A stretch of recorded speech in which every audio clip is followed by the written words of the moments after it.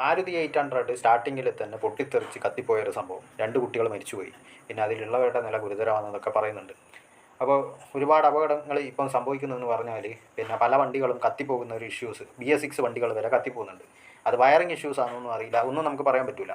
പിന്നെ എന്താ പറയണ്ടേ, പെട്രോളിൽ ചേർത്ത് വരുന്ന ഓരോ സാധനങ്ങൾ, അതായത് പെട്രോളിലധികവും മറ്റേ എഥനോൾ കാര്യങ്ങളൊക്കെ ചേർത്തിട്ട് വരുന്നുണ്ട്. പക്ഷേ സംഭവം എന്ന് വെച്ചാൽ ഇതൊക്കെ കത്തിപ്പോകുന്ന ഒരു ഇഷ്യൂ എന്ന് പറഞ്ഞാൽ നമ്മളെ ഈ വയറിങ്ങിൽ അതേപോലെ തന്നെ സ്പാർക്ക്, പിന്നെ ബാറ്ററി ടെർമിനൽ നേരാവണ്ണം ടൈറ്റ് ചെയ്യാണ്ട്, എന്താ പറയണ്ട, ഒരു ചില മെക്കാനിക്കുകളുണ്ട് നേരാവണ്ണം ടൈറ്റ് ചെയ്യാണ്ട്, സ്ക്രൂ ഒന്നും നേരാവണ്ണം ടൈറ്റ് ആകുന്നൊന്നും നോക്കൂല. നിങ്ങൾക്കറിയാലോ, നമ്മൾ വെച്ചാൽ കാറിൻ്റെയും വലിയ വണ്ടികളുടെയും ബാറ്ററി ഒക്കെ പറഞ്ഞാൽ 12 വോൾട്ട് പിന്നെ 36 ആംപിയർ ഒക്കെ വരുന്ന വലിയ ബാറ്ററികളാണ്. അപ്പോൾ ബാറ്ററി ആംപിയർ കൂടുന്നതിനനുസരിച്ച് ബാറ്ററിയുടെ പവർ എന്ന് വെച്ചാൽ അത് അത്രയും ഭയങ്കരമായിട്ടുള്ള പവറാണ്. കാരണം വെച്ചാൽ ഈ വണ്ടി സ്റ്റാർട്ടാക്കേണ്ട ഒരു പവർ അതിലുണ്ടാവും, ഒരു ആംപിയർ അതിലുണ്ടാവും. അപ്പോൾ നമ്മളെ 12 വോൾട്ട് ചെറിയ വണ്ടിക്കൊക്കെ വെക്കുന്ന സ്കൂട്ടറിൻ്റെയും ബൈക്കിൻ്റെയും ബാറ്ററികൾ പോലെ ഒന്നുമല്ല ഇതിൻ്റെ പവർ എന്ന് പറഞ്ഞാൽ.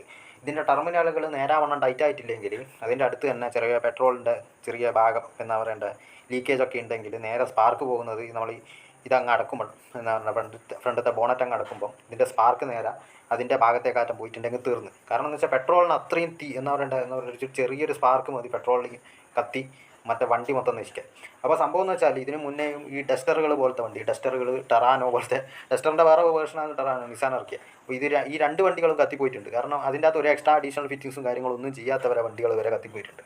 അപ്പോൾ ഇത് വയറിങ്ങിൽ വരുന്ന ഇഷ്യൂസ് ആവാനാണ് സാധ്യത. കാരണം എന്ന് വെച്ചാൽ വയറിങ്ങിന് നമ്മുടെ പിന്നെ എന്താ പറയണ്ട ഒരുപാട് പിന്നെ പ്രോഗ്രാം ചെയ്ത് വരുന്ന സാധനങ്ങൾ വരെ വർക്ക് ചെയ്യുന്നത് ഈ ഒരു ചെറിയ എന്താ പറയുക ഗേജുള്ള വയറുകളാണ്. അപ്പോൾ ആ വയറുകൾക്ക് താങ്ങാൻ പറ്റിയിട്ടില്ലെങ്കിൽ വയറുകൾ കരിഞ്ഞു പോവുകയും ചെയ്യും. ഫ്യൂസ് അടിക്കാതെ നിന്നിട്ട് ആ വയറുകൾ കരിഞ്ഞിട്ട് പിന്നെ എന്താ പറയണ്ട പെട്രോൾ പൈപ്പിൻ്റെ ഭാഗത്തേക്കൊക്കെ പോയിട്ട് ഈ വണ്ടി കത്താനുള്ള സാധ്യതകൾ വളരെ കൂടുതലാണ്. അപ്പോൾ എനിക്കറിയുന്നൊരു കാര്യം ഞാൻ പറഞ്ഞു തന്നെ. പക്ഷേ നിങ്ങൾ പിന്നെ എന്താ പറയണ്ടേ സെക്കൻഡ് ഹാൻഡ് വണ്ടികളൊക്കെ ചിലപ്പോൾ ചിലർക്കൊക്കെ മാരുതി 800 ഭയങ്കര ക്രേസ് ഉണ്ട്.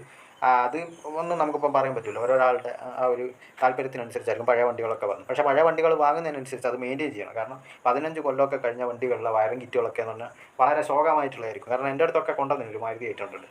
അതിനെന്ന് വെച്ചാൽ ഇടയ്ക്കിടെ എക്സ്ട്രാ ഫിറ്റിങ്സും കാര്യങ്ങളൊക്കെ കൊടുക്കുമ്പോൾ ഫ്യൂസ് അടിക്കുന്നൊരു ഇഷ്യൂസ്. പിന്നെ ഞാൻ ആ വണ്ടി തൊട്ടില്ല, കാരണം എന്ന് വെച്ചാൽ തൊട്ടാൽ നമ്മളായിരിക്കും പെടുക. അപ്പോൾ അങ്ങനെ എന്താ പറയണ്ടേ, നമുക്ക് അറിയാത്ത കാര്യങ്ങൾ ഒക്കെ ആണെങ്കിൽ നമ്മൾ ആ മാക്സിമം അത് ഒഴിവാക്കുക. കാരണം ഫിറ്റിങ്സ് കാര്യങ്ങളൊക്കെ വെക്കുന്നതാണെങ്കിൽ ആ വയറിങ്ങിന് താങ്ങാൻ പറ്റാത്തതാണെങ്കിൽ അതുപോലെയുള്ള ഇഷ്യൂസ് വരുമ്പോൾ, ഫ്യൂസ് അടിക്കാത്ത ഇഷ്യൂസ് വരുമ്പോൾ ഇതേപോലെ കത്തിപ്പോകുന്നുണ്ട്. അതാണ് മെയിനായിട്ട് MVD പറയുന്നത്. നിങ്ങൾ കൂടുതൽ എക്സ്ട്രാ ഫിറ്റിങ്സ് ചെയ്യുമ്പോൾ വണ്ടികൾ കത്താനുള്ള സാധ്യതകൾ വളരെ കൂടുതലാണ്.